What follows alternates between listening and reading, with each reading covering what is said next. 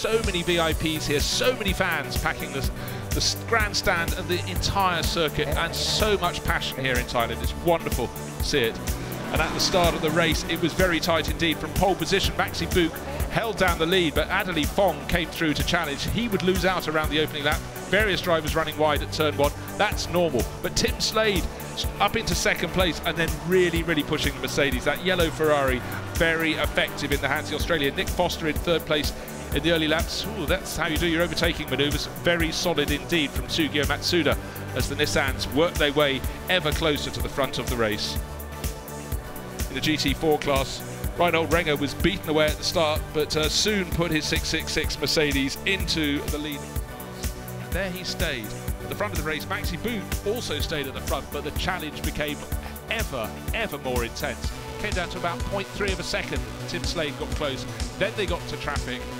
And despite these greatest of efforts from the Australian, Maxi Boot knew exactly where to put his AMG Mercedes to stay in front. It was a very strong performance of two drivers, absolutely on top of their game. Nick Foster had to really fight to try and keep the Nissan charge behind him, and Sugio Matsuda really was a thorn in his side.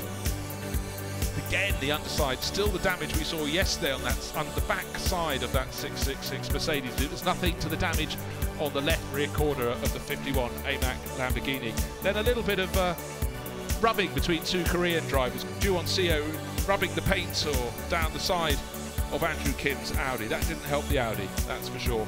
Maurice Chen started to lose a little bit of ground in the 28 Ferrari, and I'm afraid all the work that was put in by Tim Slade in the early part of the race went away. This is GT4 battling. There are two Mercedes in the class, and for a while Ringo Chong got right up the inside and pushed the 666 car, but Renger retained the lead. Number 3 and 23, really fierce fighting. Martin Rump closing up in the final stages of the race, but the Nissans were coming and they kept on moving through. For the Craft Bamboo crew, it wasn't the greatest of weekends. They did fine in GT4, not in GT3.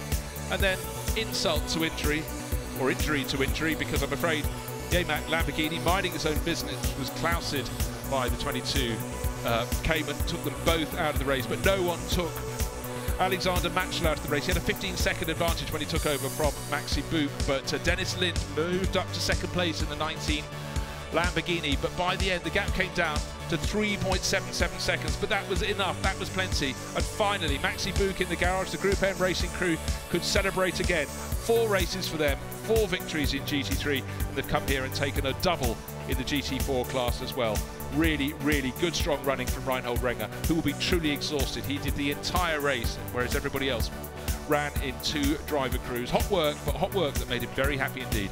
Maxi Boot there to congratulate the crew. Then he went out on the grid and immediately got to see Alexander Matchel. A great performance for them. And here's Reinhold Renger just bringing it home. Victory in the GT4 class, exemplary performance. And for Group M, there will be celebrations.